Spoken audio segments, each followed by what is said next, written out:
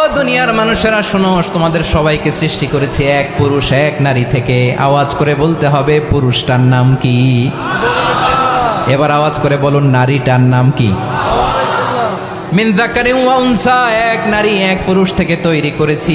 যাতে যাতে দলে দলে তোমাদেরকে বিভক্ত করেছি, যাতে একে অপরের সাথে পরিচিত হতে পারো। So may you interact each other. বিভিন্ন দেশে বিভিন্ন দলে তোমাদেরকে বিভক্ত করেছে যাতে ইন্টারাকশন হতে পারে, তাআরুফ হতে পারে।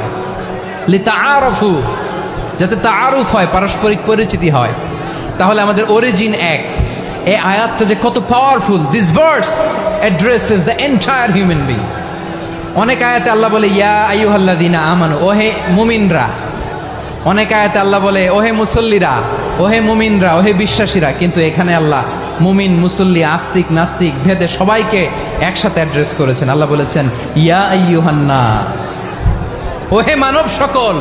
হি addresses the entire human being regardless the colors, the races, the languages, the ethnicities, and reminded us we all from one origin. চিল্লায় বলেন আল্লাহু আকবার।